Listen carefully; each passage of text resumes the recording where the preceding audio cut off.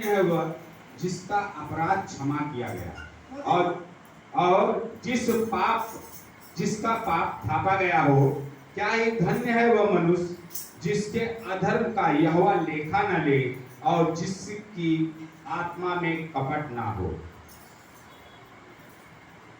Praise lord, hallelujah. परमेश्वर का वचन हमें आपको सिखा रहा है, बता रहा है कि जिसका अपराध क्षमा ना किया गया हो। Praise lord, hallelujah. क्या हमारे और आपके पाप परमेश्वर ने क्षमा कर दिए? अगर हम सब क्षमा किए गए लोग हैं तो आज भी हम बीमारी और समस्याओं में क्यों डूबे हैं?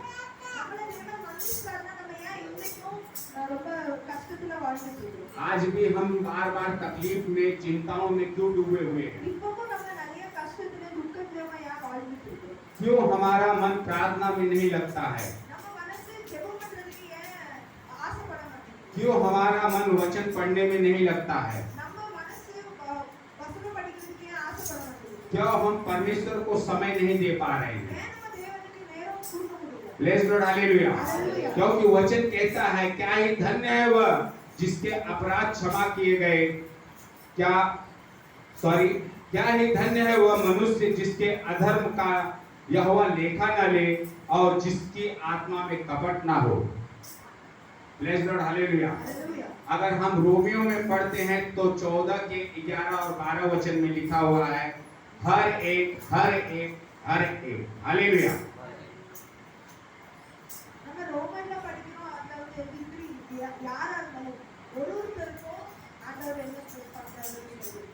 ये हर एक क्या है? वचन कहता है हर एक घुटना मेरे सामने टिकेगा।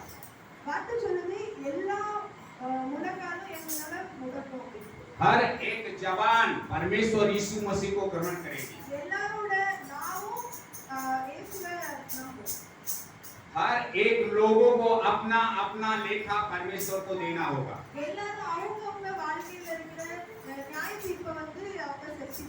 अगर आज भी हमने परमेश्वर के सामने घुटने नहीं टेके हैं तो यही समय बहुत ही सुंदर है।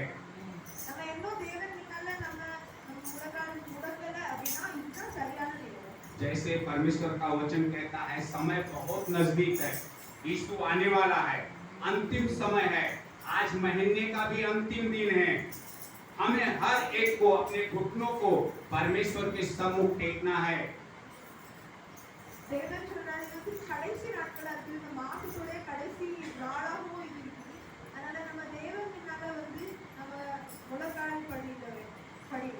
हालेलुया। घुटना टेकने का मतलब ये नहीं कि खाली घुटने के ऊपर आके बस बैठे रहें।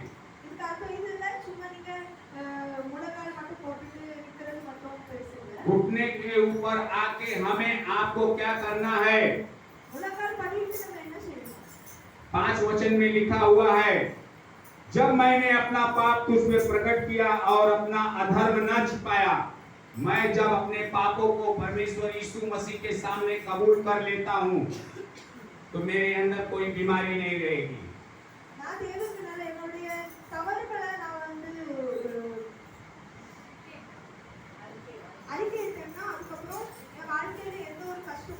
जब मैं अपने हर एक पापों को परमेश्वर यीशु मसीह के सामने कबूल करता हूँ कि मैं पापी हूँ, मेरे जैसा पाप करने वाला इस पृथ्वी पे कोई नहीं है, सबसे बड़ा पापी मैं हूँ।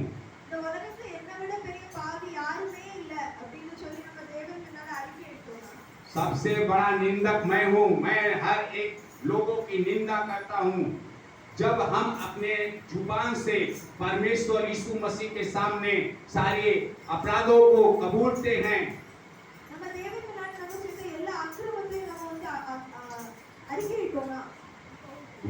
वचन कहता है मैं यहोवा के सामने अपने अपराधों को मान लूंगा। किसके सामने? परमेश्वर यीशु मसीह के सामने।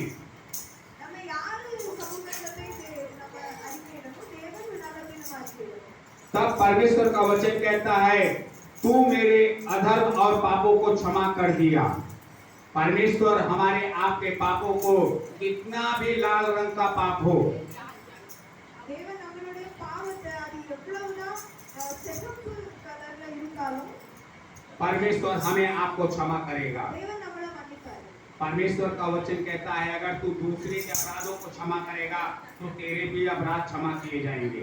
இயேசு சொல்றாரு நீங்க மத்தவங்களுடைய பாவத்தை மன்னிச்சீங்கன்னா நானும் உங்களுடைய பாவத்தை மன்னிப்பேன். हमें कुछ भी अपने मन में नहीं रखना है, क्योंकि आपने दूसरे वचन में लिखा हुआ सुना है, जिसकी आत्मा में कपट ना हो। हमारे अंदर किसी के भी प्रति कोई भी कपट की भावना नहीं होनी चाहिए। நம்ம மனசுல மத்தவங்கள நினைச்சு எந்த ஒரு விதமான கபடமும் இருக்கக்கூடாது. हमें पूरी तरह से शुद्ध होना है। நம்ம முழுமையா சுத்தமான ஒரு மனுஷங்களா இருக்கணும். जब तक हम शुद्ध और पवित्र नहीं बनते हैं तब तक परमेश्वर की पवित्र आत्मा हमारे आपके अंदर वास नहीं करती है। நம்ம பரிசுத்தமாகாத வரை பரிசுத்த ஆவியானவரால நம்மளுக்குள்ள வாசம் பண்ண முடியாது. इसलिए परमेश्वर का वचन 6 में कहता है, इस कारण हर एक भक्त तुझे ऐसे समय में प्रार्थना करे जब तू मिल सकता है। Praise lord, hallelujah. Yeshu Masih किस समय प्रार्थना करते थे? இயேசு எந்த நேரத்துல ஜெபம் பண்ணுவாங்க? भोर में, सुबह में। காலையில அதிகாலையில அவர் ஜெபம் பண்ணுவாங்க. Praise lord, hallelujah. हालेलुया। हमें आपको उस समय उठ के प्रार्थना करना है, परमेश्वर के सामने रोना है, गिड़गिड़ाना है, जब परमेश्वर हमारी आपकी प्रार्थना को सुन सकता है। நம்மளும் அதிகாலை நேரத்துல நம்ம வந்து ஜெபம் பண்ணணும். அப்பதான் தேவன் நம்மளுடைய ஜெபத்தை கேட்பாரு. दिन में तो परमेश्वर हमारे आपके द्वारा अद्भुत चिन्ह और चमत्कार करना चाहता है, முழு நாளும் தேவன் நம்ம மூலமா அற்புதங்கள் அடையாளங்களை செய்ய लेकिन जब हम भोर में सुबह सुबह परमेश्वर के सम्मुख बैठ के प्रार्थना करते हैं तो हमारी आपकी प्रार्थना परमेश्वर के सम्मुख जाती है और परमेश्वर उसका उत्तर भी देता है। நம்ம அதிகாலை நேரத்துல ஜெபிக்கும்போது தேவன் நம்மளோட ஜெபத்தை கேட்டு அதுக்கு பதில் செய்வார். परमेश्वर का वचन कहता है, मैं तुझे बुद्धि दूंगा और जिस मार्ग में तुझे चलना होगा उसमें मैं तेरी अगुवाई करूंगा।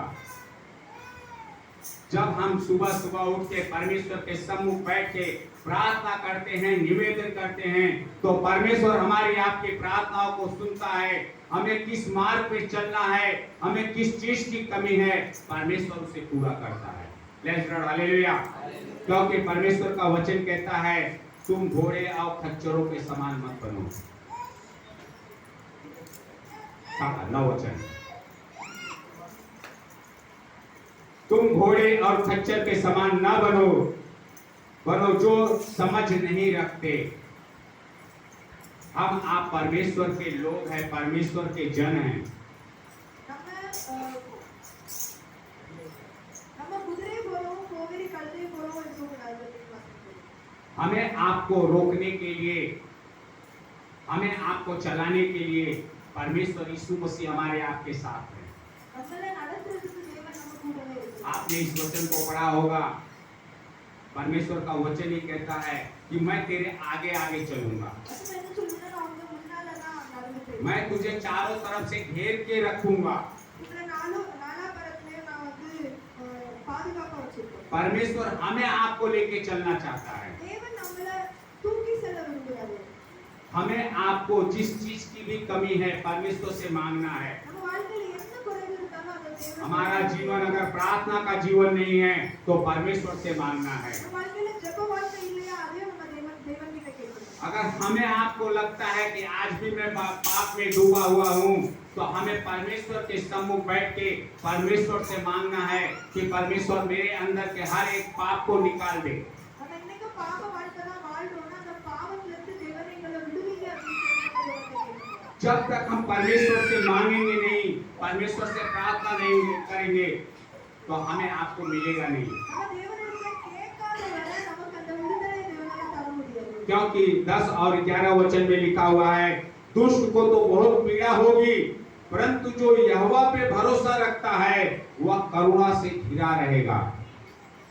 Praise lord, hallelujah.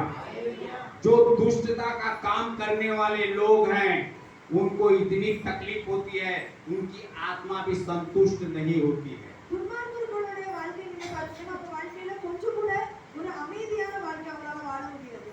उनको अगर थोड़ा सा भी कुछ होगा तो उनकी आत्मा एकदम विचलित हो जाती है। அவங்க வாழ்க்கையில ஏதோ சின்ன விஷயம் சின்ன கெடுதல் நடந்தா கூட एकदम மனசு ரொம்ப उनके अंदर एकदम घबराहटपन आने लगता அவங்க है, வாழ்க்கையில ஒரு பயம் உண்டாக்கிடுவாங்க. वो डरने लगते हैं। அவங்க பயப்பட ஆரம்பிச்சுவாங்க. अब क्या होगा, अब क्या होगा, अब क्या होगा। அப்புறம் என்ன ஆகும் என்ன ஆகும் அப்படிங்கிற ஒரு பயம். लेकिन जो परमेश्वर पे भरोसा रखते हैं, ஆனா தேவனை நம்பி இருக்கிற ஒவ்வொருத்தரும் उनके अंदर डर की आत्मा नहीं, அவங்களுக்குள்ள பயத்தின் ஆவி இல்ல. भय की आत्मा नहीं, அவங்களுக்குள்ள பயத்தின் ஆவி இல்ல. परमेश्वर का साहस उनके अंदर है, அந்த தேவனுடைய பலன் அவங்களுக்குள்ள. परमेश्वर का बीज उनके अंदर है। தேவனுடைய வித்து वो निश्चिंत होके परमेश्वर के लिए आगे बढ़ते हैं। அவங்க எந்த பயமும் இல்லாம தேவனுடைய பாதையில அவங்க நடந்து போயிட்டே இருப்பாங்க. इसलिए 11 वचन कहता है, हे धर्मियों, यहोवा के कारण आनंदित और मग्न हो।